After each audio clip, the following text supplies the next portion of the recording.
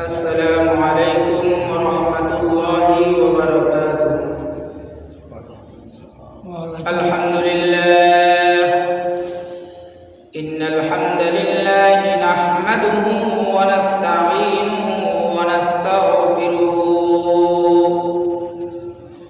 ونؤمن به ونتوكل عليه ونعوذ بالله من شرور أنفسنا ومن سيئات أعمالنا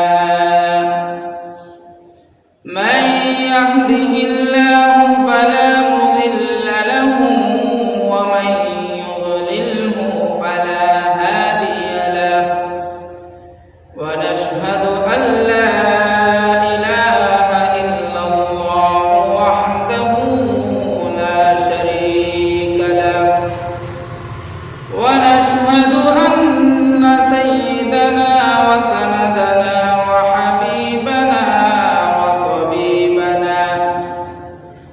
وطبيب قلوبنا ومولانا محمدا عبده ورسوله صلى الله تعالى عليه وعلى آله وأصحابه وبارك وسلم تسليما كثيرا كثيرا. أما بعد فقد قال الله تعالى في شان كلامه المجيد وفي فرقانه الحميد: أعوذ بالله من الشيطان الرجيم. بسم الله الرحمن الرحيم. ولقد ذرأنا لجهنم كثيرا من الجن والإنس لهم قلوب لا يفقهون بها ولهم أعين لا يبصرون بها ولهم آذان لا يسمعون بها أولئك كالأنعام بل هم أضل أولئك هم الغافلون.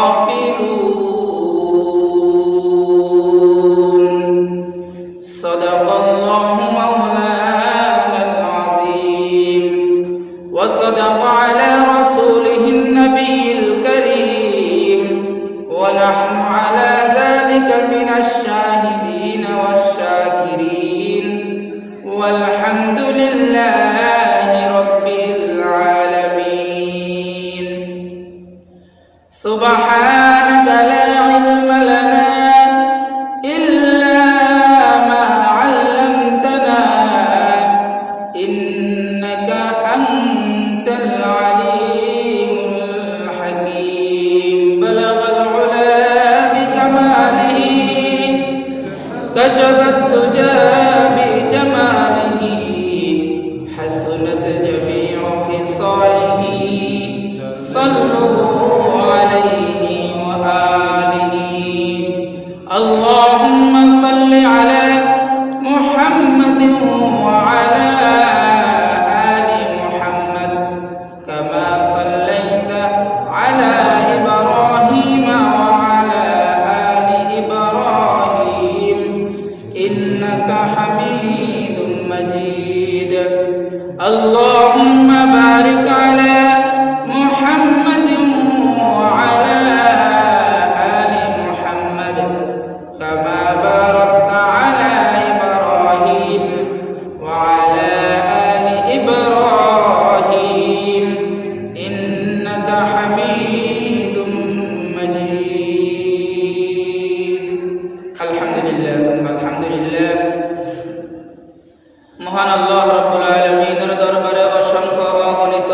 কোটি শুকর সুজুদ যে মহান আল্লাহ রাব্বুল আলামিন দয়া করে মায়া করে ভালোবেসে পবিত্র জুমার দিনে দুনিয়াবী সমস্ত কর্মকাজ থেকে বিরত হয়ে আল্লাহ রাব্বুল আলামিনের পবিত্র ঘর মসজিদে আগে আগে আসার এবং বসার মতো তৌফিক দান করেছেন। এই জন্য আল্লাহ রাব্বুল আলামিনকে রাজি খুশি করার উদ্দেশ্যে মুসলমান হিসাবে জবান খুলে অন্তরের অন্তঃস্থল থেকে একবার কালিমাত শুকর আদায় করি, আলহামদুলিল্লাহ। আল্লাহ রাব্বুল আলামিন বলেন, বান্দা তোমাকে আমি দুনিয়ার বুকে না চাহিতে হাজারো হাজার নিয়ামত দান করেছি। এই নিয়ামতের শুকরিয়া যদি তুমি বান্দা করতে পারো, আমি আল্লাহ রাব্বুল আলামিন নিয়ামতকে বাড়িয়ে দিব। সুবহানাল্লাহ। আমরা সকলেই একজন নবীর নাম জানি, হযরত দাউদ আলাইহিস সালাতু ওয়াস সালাম। আল্লাহ রাব্বুল আলামিন একবার দাউদ আলাইহিস সালাতু ওয়াস সালামকে বললেন, দাউদ তুমি বেশি বেশি আমার শুকরিয়া আদায় করো। হযরত দাউদ আলাইহিস সালাতু ওয়াস সালাম আল্লাহ তাআলাকে বললেন, ওগো মালিক, আমি কি দিয়ে আপনার শুকরিয়া জ্ঞাপন করব? আল্লাহ রাব্বুল আলামিন উত্তরে বললেন, দাউদ তুমি তোমার জবান দিয়ে আমার শুকরিয়া জ্ঞাপন করো। দাউদ আলাইহিস সালাতু ওয়াস সালাম আবার বললেন, মালিক, যেই জবান দিয়ে আপনার শুকরিয়া আদায় করব এটাও তো আমার না, আপনার দেওয়া জবান, ঠিক কি না? আল্লাহ রাব্বুল আলামিন দাউদ আলাইহিস সালাতু ওয়াস সালামকে বললেন, দাউদ আমার দেওয়া জবান দিয়ে আমার শুকরিয়া আদায় করো, আমি আল্লাহ নিয়ামত বাড়িয়ে দিব। সুবহানাল্লাহ।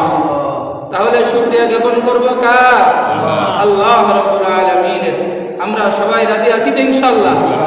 একটু কথা বলবেন আমার সাথে, বোঝা যাবে আপনারা জাগ্রত আছেন, আলোচনায় মনোযোগ আছে ইনশাআল্লাহ। অল্প কিছু আলোচনা আপনাদের সামনে আলোচনা করার জন্য বসেছি। আল্লাহ চাহে তো অল্প সময়ের মধ্যে যে আয়াতে কারিমা আপনাদের সামনে আমি তেলাওয়াত করেছি, উক্ত আয়াতের তরজমা এবং কিছু তাফসীর আপনাদের সামনে আলোকপাত করার চেষ্টা করব। ওমা তাওফীকি ইল্লা বিল্লাহ। মুহতারাম হাজিরিন, আল্লাহ রাব্বুল আলামিন বলেন, বিসমিল্লাহির রাহমানির রহিম, ওয়ালাকাদ যারানা লিজাহান্নামা কাসীরাম মিনাল জিন্নি ওয়াল ইনস লাহুম কুলুবুন লা ইয়াফকাহুনা বিহা ওয়া লাহুম আ'য়ুনুন লা ইউবসিরুনা বিহা ওয়া লাহুম আযানুন লা ইয়াসমাউনা বিহা। আল্লাহ রাব্বুল আলামিন বলেন, বান্দা ভালো করে শুনে নাও, আমি আল্লাহ হাসরের ময়দানে বড় একটা জামাত, কাথির বড় একটা জামাত, যেই জামাতের মধ্যে মানুষ থাকবে, জিনও থাকবে। ওয়ালাকাদ যারানা লিজাহান্নামা কাসীরাম মিনাল জিন্নি ওয়াল ইনস, মানুষ এবং জিন জাতির একটা বড় জামাতকে আমি আল্লাহ হাসরের দিনে জাহান্নামে নিক্ষেপ করব। নাউযুবিল্লাহ। আল্লাহ রাব্বুল আলামিন বলেন, আমি আল্লাহ হাসরের ময়দানে বড় একটা জামাত, যে জামাতের মধ্যে মানুষ থাকবে এবং জিন থাকবে, এই একটা বড় জামাত গঠন করে আমি আল্লাহ কোথায় নিক্ষেপ করব? বলেন না, কোথায় নিক্ষেপ করবে? জাহান্নামে নিক্ষেপ করবে। এবার আসেন, এই মানুষগুলো কারা? আল্লাহ রাব্বুল আলামিন এদের বর্ণনা দিচ্ছে কাদেরকে জাহান্নামে নিক্ষেপ করবে। লাহুম কুলুবুন লা ইয়াফকাহুনা বিহা।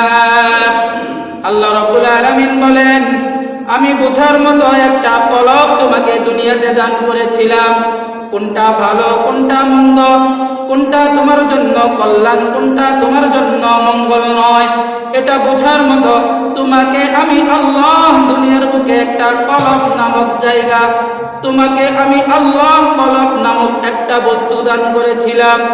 কিন্তু তুমি বান্দা কোনটা ভালো কোনটা মন্দ বোঝার পরেও ভালোটা বেছে নাও নাই, মন্দটাকেই বেছে নিয়েছিলা, ঠিক কিনা?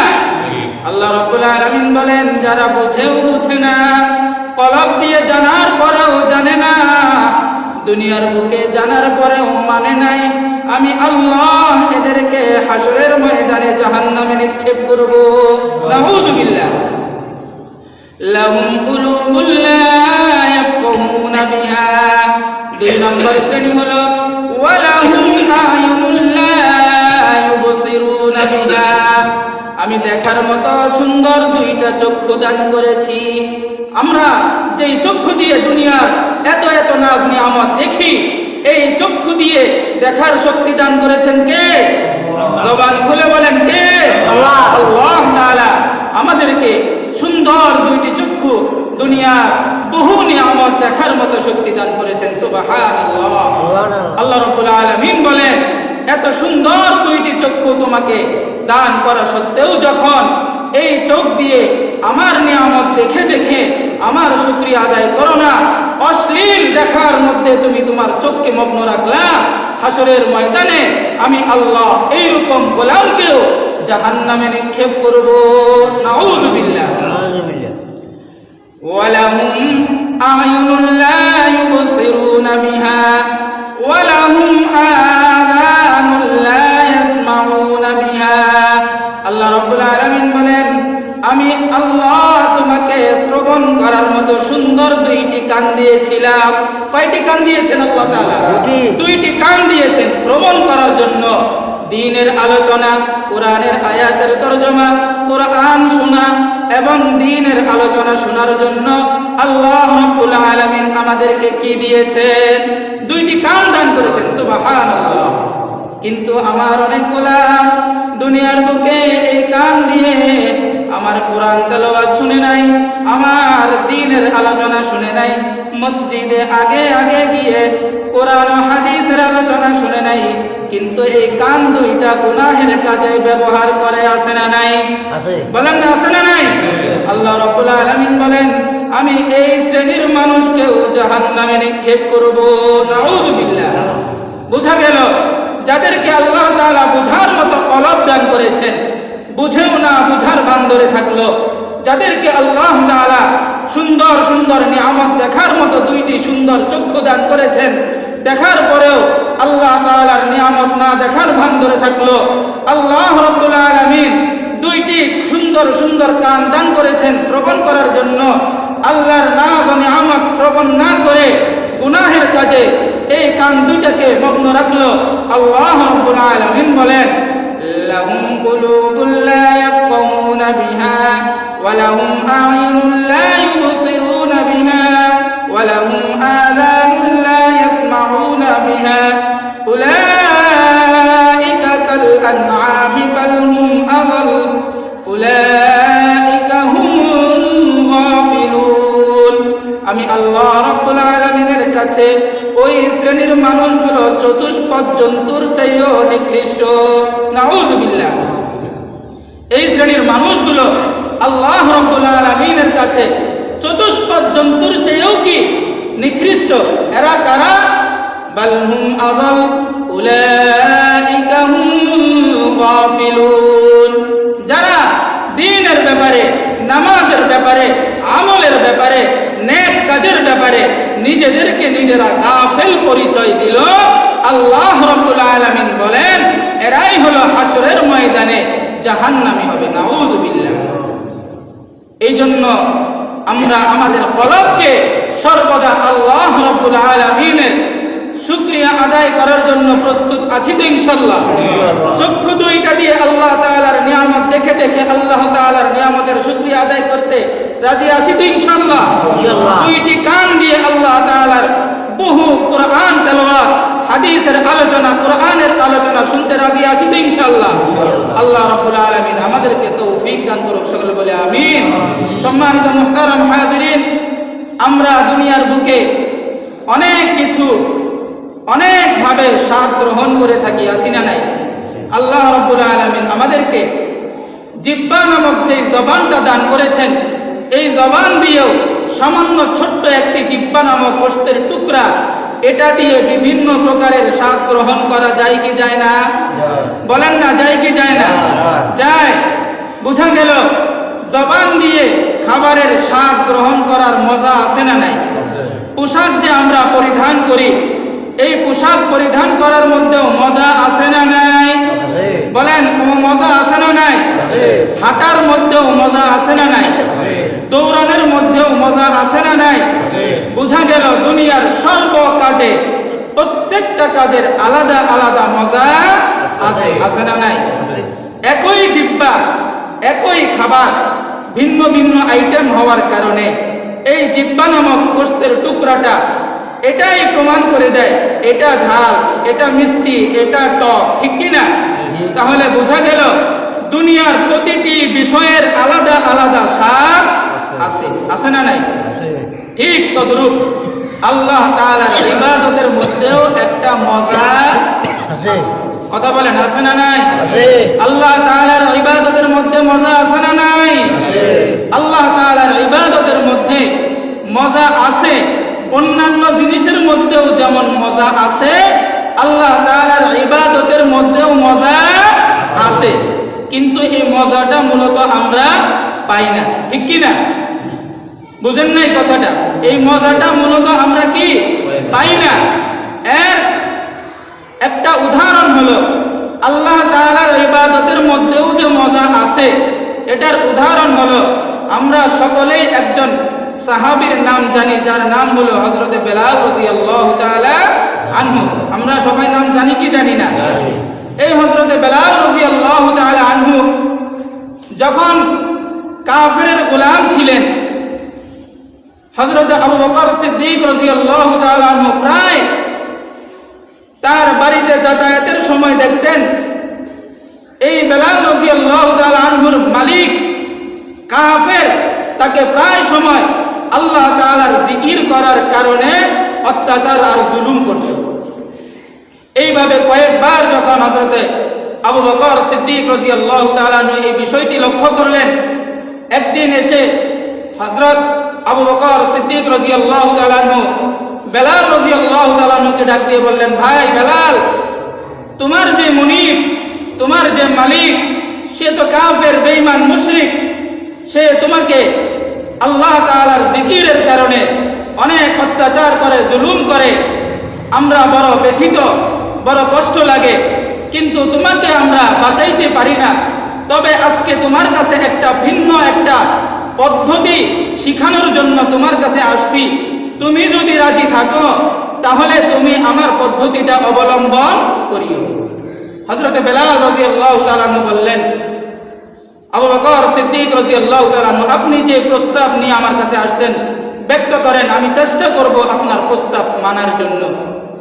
হযরত আবু বকর সিদ্দিক রাদিয়াল্লাহু তাআলা আনহু হযরত বেলাল রাদিয়াল্লাহু তাআলা আনহুকে ডাক দিয়ে বললেন, বেলাল, তুমি যখন আল্লাহর নামটা জোরে জোরে উচ্চ আওয়াজে আল্লাহ তাআলার জিকির করো, তখনই তোমার মুনিব, তোমার মালিক তোমার উপর অত্যাচার করে।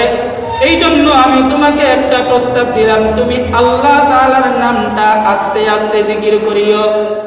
এই জন্য আস্তে আস্তে জিকির করলেও আল্লাহ তাআলা শুনে, জোরে জোরে জিকির করলেও আল্লাহ তাআলা শুনে। এই জন্য আবু বকর সিদ্দিক রাদিয়াল্লাহু তাআলা আনহু বেলালকে ডাক দিয়ে বললেন, বেলাল, তুমি আস্তে আস্তে আল্লাহ তাআলার জিকির করিও, যেন দুনিয়ার কাফের বেঈমান মালিক তোমার না শুনে। সুতরাং তাহলে তোমার উপরে আর অত্যাচার হবে না। হযরত বেলাল রাদিয়াল্লাহু তাআলা আনহু আবু বকর সিদ্দিক রাদিয়াল্লাহু তাআলা আনহুকে বললেন, ঠিক আছে ভাই, আমি চেষ্টা করব আস্তে আস্তে জিকির করার জন্য। এই বলে হযরত আবু বকর রাদিয়াল্লাহু তাআলা আনহু চলে গেলেন। এরপরে দেখলেন হযরত বেলাল রাদিয়াল্লাহু তাআলা আনহু আবার উচ্চ আওয়াজে জিকির করতেছে, সুবহানাল্লাহ। আবার তার মালিক দুনিয়ার কাফের বেঈমান তার উপর অত্যাচার করে। হযরত আবু বকর সিদ্দিক রাদিয়াল্লাহু তাআলা আনহু যখন এটা কয়েকবার লক্ষ্য করলো, এরপরে আবার হযরত আবু বকর সিদ্দিক রাদিয়াল্লাহু তাআলা আনহু বেলালের কাছে এসে বললেন, ও ভাই বেলাল, তোমাকে বলছিলাম তুমি আল্লাহ তাআলার জিকির আস্তে আস্তে করো। তোমার দুনিয়ার মালিক কাফের বেঈমান মুশরিক তোমার এই জিকিরের আওয়াজও শুনবে না, তোমাকে অত্যাচারও করবে না। তুমি আমাকে ওয়াদা দিছিলা তুমি মানবা, কিন্তু মানো না কেন? তখন হযরতে বেলাল রাদিয়াল্লাহু তাআলা আনহু হযরতে আবু বকর সিদ্দিক রাদিয়াল্লাহু তাআলা আনহুকে ডাক দিয়ে বললেন, ভাই মুহাম্মদ আবু বকর, আমি যখন শুরু করি আল্লাহ তাআলার জিকির আস্তেই শুরু করি, কিন্তু যখন আল্লাহ তাআলার ইবাদতের সাগরে ডুব দেই তখন আমার আওয়াজ কিভাবে উঁচু হয়ে যায় আমি নিজেও জানি না। সুবহানাল্লাহ। তারা জিকিরের মধ্যে এমন মজা পেয়েছে, সে যখন জিকির করতে শুরু করে আস্তে আওয়াজেই শুরু করে, কিন্তু কখন যেন এই অল্প আওয়াজটা উচ্চ আওয়াজে পরিণত হয়ে যায়, এটা হযরতে বেলাল রাদিয়াল্লাহু তাআলা আনহু নিজেও বুঝেন না। এই জন্য আবু বকর সিদ্দিক রাদিয়াল্লাহু তাআলা আনহু বললেন, তোমাকে অতি শীঘ্রই এই কাফেরের হাত থেকে মুক্ত করা লাগবে। সুবহানাল্লাহ। বুঝা গেল সাহাবারা আল্লাহ তাআলার ইবাদতের মজাও পাইছে কি পায় নাই? এই জন্যই তারা আল্লাহ তাআলার ইবাদত, আল্লাহ তাআলার জিকির আস্তে শুরু করলেও আল্লাহ তাআলার এই জিকিরের মধ্যে এমন মজা আর স্বাদ পাইছে, যার কারণে এই আস্তে আওয়াজটাও কি হয়ে যায়? উঁচু হয়ে যায়। কিন্তু আমরা বর্তমান জামানায় এই মজা পাই না। পাই কি? পাই না। যার কারণে আল্লাহ তাআলার এই আলোচনাগুলো, কোরআনের আলোচনা, হাদিসের আলোচনা শ্রবণ করা সত্ত্বেও আমাদের মধ্যে কোনো প্রকারের পরিবর্তন আসে না। ঠিক কি না? এটার মূল কারণ হলো আমরা ইবাদতের কি পাই না? বলেন না, ইবাদতের কি পাই না? মজা পাই না। এই জন্যই একই কথা বারবার বলার পরেও আমাদের মধ্যে কোনো পরিবর্তন আসে না। আসে কি? আসে না। যদি আমি ইবাদতের মজা পাইতাম তাহলে মসজিদে আগে আগে আসতাম। ঠিক কি না? কিন্তু দেখবেন আমাদের সমাজে অনেক মুসল্লি আছে, বিশেষ করে যে সমস্ত মসজিদগুলো নামাজের ওয়াক্তে ভরে যায়, এরপরে দেখবেন ইমাম সাহেব মাইকের মধ্যে কি সুন্দর করে বলে, সামনের কাতারগুলো আগে আগে পুরা করুন। বলে কি বলে না? অনেক মসজিদে বলে কি বলে না? এরপরেও দেখবেন কিছু মুসল্লি এইভাবে সে নিজের সামনে না গিয়ে আরেকজনকে ঠেলে। আসে না নাই? বলেন না, আসে না নাই? কারণ সামনের কাতারের যে কি মজা সে এটা কখনো পায় নাই, যার কারণে সে কি করে? আরেকজনকে কি করে দেয়? সামনের কাতারে ঠেলে দেয়। ঠিক তদ্রূপ আমরা যদি মজা পাইতাম তাহলে আমরাও মসজিদের সামনের কাতারে বসতাম। কথা বলুন ঠিক কিনা? এবার আসেন, আমরা আল্লাহ তাআলার ইবাদতের মজা কেন পাই না? এটারও কারণ আছে না নাই? বলেন না, আছে না নাই? কথা বলিয়েন, আছে না নাই? আল্লাহ তাআলার ইবাদতের মধ্যে হযরতে বেলাল রাদিয়াল্লাহু তাআলা আনহু স্বাদ পাইল, মজা পাইল। আমিও মজা পাওয়ার কথা ছিল, কিন্তু মজা কেন পাই না? এর কারণ আছে না নাই? এর মধ্যে যতগুলো কারণ, এর অন্যতম একটা কারণ আমি আপনাদেরকে বলবো, তা হলো আমাদের পেটের মধ্যে হারাম প্রবেশ করার কারণে আল্লাহ তাআলার ইবাদতের পূর্ণ মজা আর স্বাদ থেকে আমরা বঞ্চিত। কথা বলুন ঠিক কিনা? এটাকে সহজভাবে বোঝার জন্য আপনাদেরকে বলি, আপনারা দেখবেন অনেক স্বাদওয়ালা যে বাড়িগুলো আছে, যে বাড়িগুলোতে টাঙ্কি আছে, কি আছে? বলেন না, একটু কথাগুলো এদিকে শোনেন মনোযোগ দিয়ে। টাঙ্কি আছে না নাই? বলেন না, টাঙ্কি আছে না নাই? আচ্ছা, এই টাঙ্কি থেকে পাইপ দিয়ে ট্যাপ লাগাইছে, অর্থাৎ কল লাগাইছে, একটা না কয়েকটা? বুঝেন নাই কথাটা? একটা টাঙ্কি থেকে পাইপ লাগাইয়া এটা বেসিনের মধ্যে কল দেয়, আবার ওয়াশরুমে কল দেয়, আবার বিভিন্ন জায়গায় রান্নাঘরে কল দেয়। দেয় কি দেয় না? এই সবগুলো কল দিয়ে পানি আসে কোথা থেকে? বলেন না, কোথা থেকে? টাঙ্কি থেকে। আচ্ছা, এবার বলুন তো, টাঙ্কির পানি যদি ময়লা হয়ে যায়, অর্থাৎ টাঙ্কি যদি ময়লা যুক্ত হয়ে যায়, আচ্ছা এই ময়লা যুক্ত পানি প্রত্যেকটা ট্যাপ দিয়ে বের হবে না, শুধু একটা দুইটা ট্যাপ দিয়ে বের হবে? সবগুলো ট্যাপ দিয়েই কি হবে? ময়লাওয়ালা পানি বের হবে কি হবে না? কথাগুলো বুঝেননি আপনারা? ঠিক তদ্রূপ আল্লাহ তাআলা আমাদেরকে পেট নামক একটা টাঙ্কি দান করেছে। দিয়েছেন কি দিয়েছেন না? পেট নামক টাঙ্কি আল্লাহ তাআলা আমাদেরকে কি করেছেন? দান করেছেন। এই পেটের মধ্যে যখন হারামের ময়লা ভালো করে খেয়াল করবেন, হারামের ময়লা যখন আমাদের পেটের মধ্যে ঢুকে আর এই ময়লা খাবার থেকে যখন রক্ত উৎপাদিত হয়, এই রক্তগুলো আমাদের প্রত্যেকটা অঙ্গ পতঙ্গের শিরা উপশিরায় চলে যায়। এই জন্য এই ময়লা যুক্তওয়ালা টাঙ্কি থেকে যেই সমস্ত আমাদের অঙ্গ পতঙ্গ চলে যায়, এই সমস্ত অঙ্গ পতঙ্গ দিয়ে আল্লাহ তাআলার ইবাদত করার জন্য আগ্রহ হয় না। কথা বলুন ঠিক কিনা? কথা বলুন ঠিক কিনা? এই জন্য হারাম আমাদের এই পেট নামক টাঙ্কিতে চলে যাওয়ার কারণে আমরা আল্লাহ তাআলার পূর্ণ ইবাদতের মজা পাই না। এই জন্য মুহতারাম হাজিরিন, হারাম কোনটা, হালাল কোনটা, কোনটা আমার জন্য হালাল, কোনটা আমার জন্য হারাম, সুদ হালাল না হারাম, আমার চলার ক্ষেত্রে আমার জন্য কোনটা হালাল কোনটা হারাম, এই হালাল ও হারামের বিষয়ে ইনশাআল্লাহ আগামী জুমায় আলোচনা হবে। আপনারা আগে আগে আসার জন্য চেষ্টা করবেন ইনশাআল্লাহ। সর্বশেষ আমি আপনাদের কাছে একটাই দরখাস্ত করব, গত জুমার শেষ অংশেও বলেছি, এর আগের জুমায় পূর্ণ আলোচনার যেটা মূল সাবজেক্ট ছিল সেটা হলো আমাদের সমাজের মধ্যে অনেক মুসল্লি আছে যারা নামাজও পড়ে গুনাহ করে, আছে না নাই? বলেন না আছে না নাই? তবে গুনাহের মধ্যে একটা অন্যতম গুনাহ হলো নেশাগ্রস্ত হওয়া, নেশাযুক্ত হওয়া, নেশার দ্রব্য সেবন করা। এটা ছোট গুনাহ না বড় গুনাহ? বলেন না ছোট গুনাহ না বড় গুনাহ? বড় আফসোসের বিষয়, আমার সমাজের অনেক মুসল্লি এখনো এই গুনাহটাকে ছাড়তে পারে। আপনারা কথা বলেন না? অনেক মুসল্লি এখনো এই গুনাহটাকে ছাড়তে পারে না, নেশার এই দ্রব্যটাকে ছাড়তে পারে দন্তের নয়কার না, পারে নাই। বুঝেন নাই কথাটা? এটার এতভাবে বোঝানোর পরেও যদি আপনি না ছাড়তে পারেন, আমার কেমন যেন মনে হয় হুজুর আপনি না শুধু, যদি কাবা শরীফের ইমাম সাহেব এসেও যদি এই বিষয়ে কথা বলে আমি মানতে রাজি না। কাবা শরীফের ইমাম না শুধু, যদি স্বয়ং জিবরাইল আমিন এসেও যদি নামাজে পড়ে,